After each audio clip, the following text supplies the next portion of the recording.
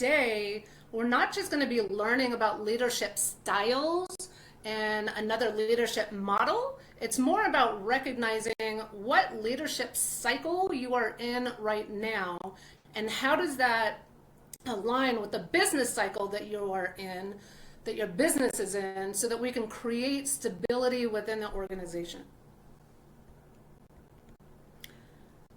There are a lot of things going on in the reality of leaders today. Since COVID, a lot of things have shifted. People have shifted their priorities, which has shifted their expectations. There's a lot of uncertainties going on in the world, whether it's political, economical, financial, all of these different components are creating a lot of uncertainty. I know just in Denver alone, since we passed the marijuana law, there's a lot of uncertainty in organizations as far as hiring and being able to hire somebody that can pass a drug test, right? There's a lot of these disruptive change cycles while still also having the pressure to perform, to maintain their retention rates, to maintain a healthy culture, and to continue to build or maintain trust with their clients, their boards, their employees, their business partners. And so there's a lot of pressure here. And most leaders are leading a business while there's still stuff that is transitioning within them, right? There's a lot of CEOs that have burnt out, fatigued, dropped, quit, resigned, retired, all the things. And it's, understanding the transition that's happening within you and how you're leading, while also trying to lead a business. Right now, most organizations are managing performance, while very few are managing the alignment. I will tell you, the last corporate job that I had, for the last year that I was in that corporate job, I worked 70 hours a week for the entire year. And what that creates is emotional volatility, which leads to reactive decision making. They acquired 2 different organizations and outsourced all within 4 months. That created a lot of inconsistency in the operational side, a lot of fatigue, I was so burnt out that when I was in a town hall meeting with the president, CEO of the organization, I literally called out the whole outsourcing mechanism and how that was affecting our department, which as a disruptor, that's kind of what I do. But that's what unmanaged certainty, when a lot of these corporations these days are minimizing their staff, have dropped their revenues in Q4 and are making all kinds of decisions going into the next year or going into the next administration, there's a lot of changes that are happening, and as that trickles down, there's more and more uncertainty. And so when you don't manage that uncertainty, these are the results that you're going to get, and you're going to lose trust with from your clients, your boards, your business partners, your employees, everybody. So it's not that there's anything wrong with leadership. It's just that maybe you may be simply leading from a cycle that no longer matches that moment. So what is sustainable leadership? It's the ability to lead with stability, adaptability, and coherence through every external, internal season of both business and self. And now there's 3 anchors with that. There's the operational clarity. How is your business structured? How is it operating? Who's doing what? Who's got the responsibilities? Processes, procedures, all of those things. Then you've got the energetic stability. How you're leading yourself. What energy are you putting into, what leadership styles or skills are you putting into your team, your organization, your management? What energy are they putting it down, trickling back down into the staff and the employees? And thirdly, in my opinion, most importantly, is the relationship-driven influence, not performance-driven influence, relationship-driven influence. That's where you build the relationships, the circles, the trust, the promises, repairing promises, all of these different things in order to build the relationship with your staff, with your management, your boards, in order to build that alignment and that flow. Right? So sustainable leadership isn't about eliminating uncertainty, because we cannot control the external environment. We cannot control what isn't us. It's about leading yourself and others through it with more precision. My lovely 70-20-10 rule. This is rule number 17, the coherence rule. This is how you be times how you build. And first, we're going to talk about how you build, which is operational leadership. This is where work gets done, decisions get made, outcomes are produced, KPIs are achieved. Leaders work on the business, not in the business. Therefore, 10% of the operations is done by the founder and the CPO or CEO. 20% of the operations is done by management and board. 70% is done by the staff and the employees. Every founder, every CEO, every leader that I presented this to absolutely agrees with this model. If you are doing more than 10% of the operations in your business, then you need more structure, you need more procedures, you need more delegation. If your management and your board is doing more than 20%, they are overwhelmed, they are overproducing, and they are not, maybe there's a trust issue, maybe there's something deeper going on, but ideally, this is the framework. We'll build the structure first, right? So right now, before we talk about the how you be, let's talk about the business cycles. So there's generally four cycles that a business moves through. There's the launch and the initiation, the growth and the expansion, the stabilization or optimization, and then there's the transition and reinvention cycle. So there's usually the launch usually comes first, right? Because we have to build something in order to launch it. Or maybe that's the invention stage, right? But as we grow, once we launch something, then we got to grow and expand what we've launched, see what's working, what's not working, what's selling, what's not selling, why, are there any wrinkles to iron out, all of those things. Once we've grown, then we need time to stabilize, optimize, refine.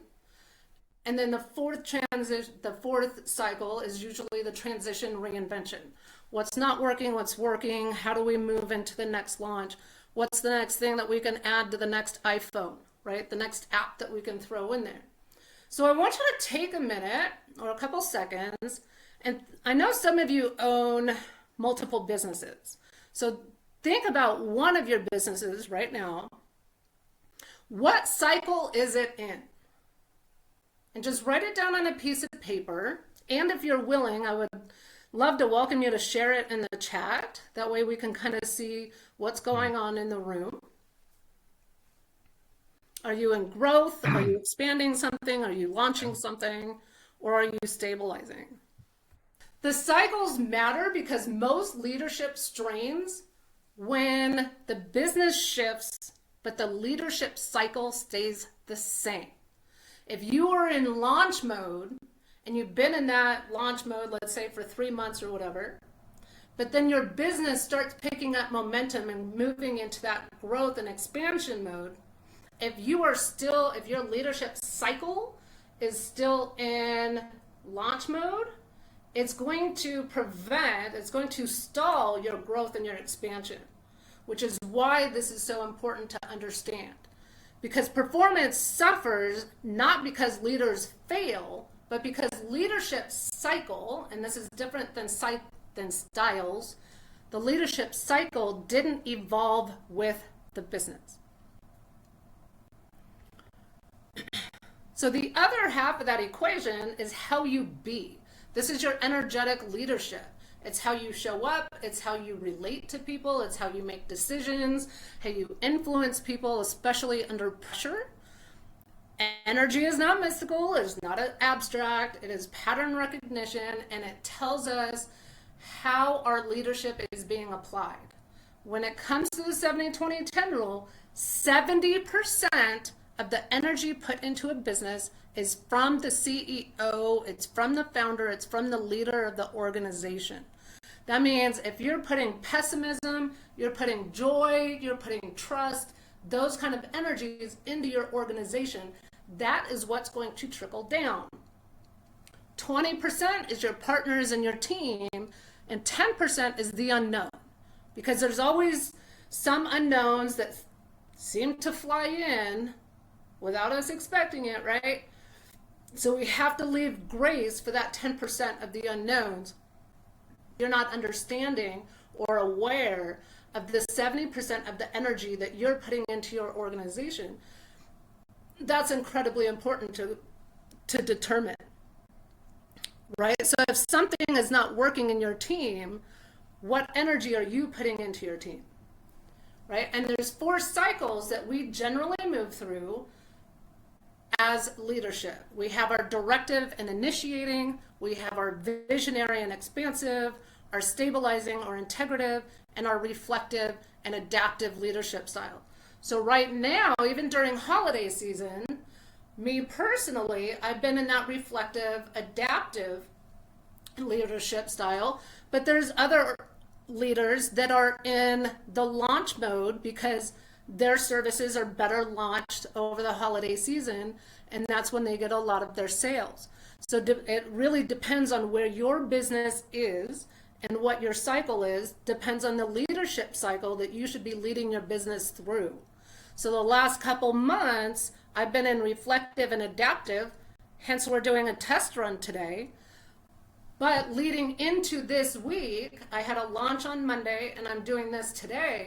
So now my leadership cycle is in the expansive visionary stage because that's where I want to take my business going into 2026, right? That's where I want it to go.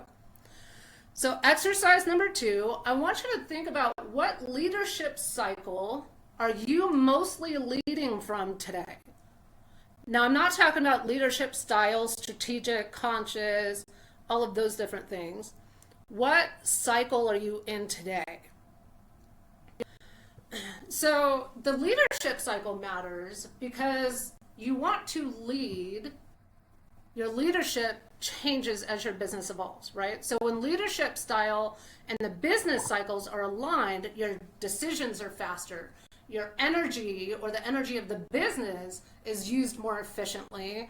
The teams trust deeper because they feel the alignment, they feel the cohesion, they feel the collaboration between the leadership and the energy and the cycles and all. Even unconsciously, they notice these things. And therefore, your results will compound.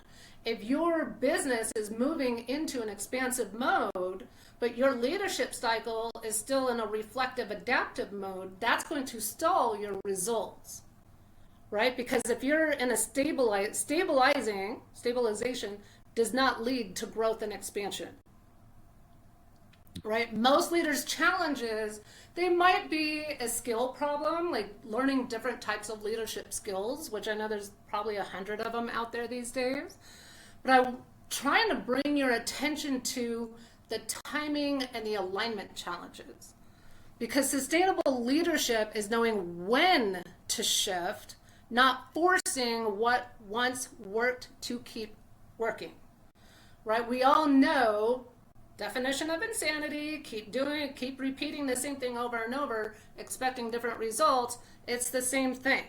If you're staying in a stabilizing or reflective leadership cycle, yet you're expecting your business to grow and expand, or if you're expecting to launch something while you're still trying to optimize, it doesn't work. There's too much of a gap there. So how do we bring this all together? How do we bring these two pieces? How do they fit together? How do they connect, right? So if you notice the two pyramids, they're nice and strong. They fit together like a glove, right? So sustainable leadership isn't just a separate leadership style, it's integrating how the business operates and how the leaders show up. So operational leadership is what the business needs to execute. Strategy, structure, decisions, outcomes, revenue, KPIs, all of those things. That's the operational side of things. Connected by the sustainable leadership, the ability to sense, align, and translate your leadership energy with the business reality in real time.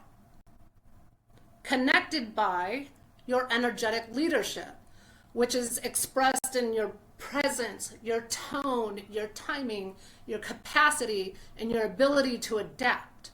So if you're in launch mode and you're like, okay, this needs to get done, this needs to get done, blah, blah, blah, we have deadlines, right? How are you presenting your tone, yourself?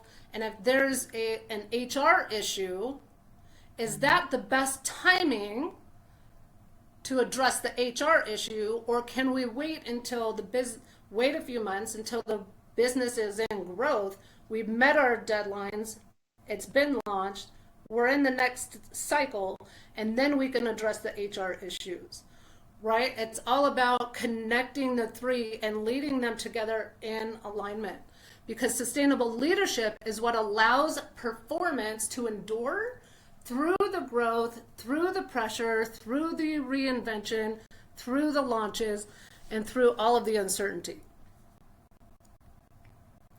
So we're going to do a little exercise now.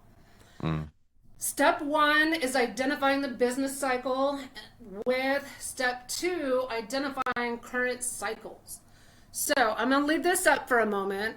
I'd like everybody to come off mute. And let's play a little game.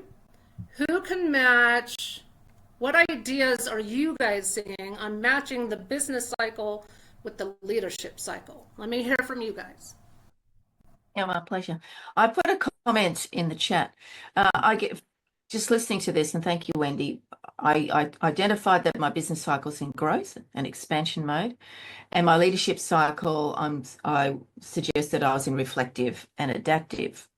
And that actually makes sense to me, because as I'm crafting my expansion, I need to be reflective of, is it aligned to my purpose, my vision, my goals, my strategy? So for me, it makes total sense. Do I have a gap? Well, I'm building a team. So the gap is that I don't have a team yet, but that's part of the expansion strategy, right, is to build that team. So right, and that's part of the sustainable leadership, is understanding what cycle you need to be in. So while I see expansion leadership cycle with the growth business cycle, because that makes sense, sometimes they overlap, right? So right now, although my business is in a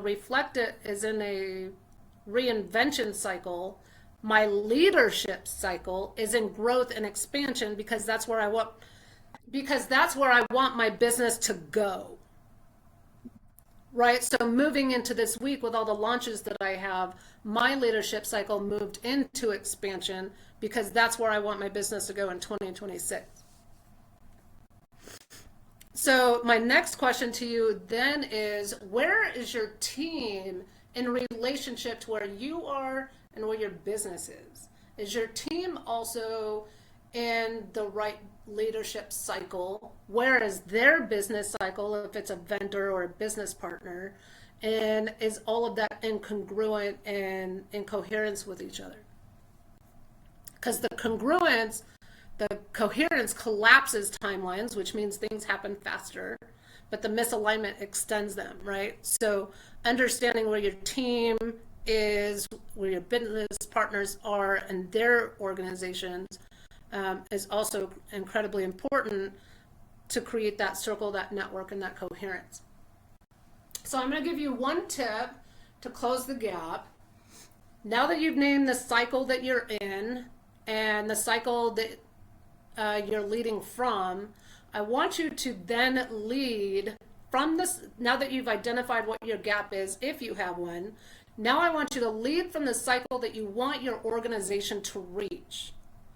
So if you're in contraction, but your business is in expansion, increase the structure and reduce the emotional bandwidth leaks for yourself so that you lead that with clarity and not urgency, right? So just like Joanne said, she's in the reflective while her business is in the expansion. So she's trying to increase that structure in order for her business to expand.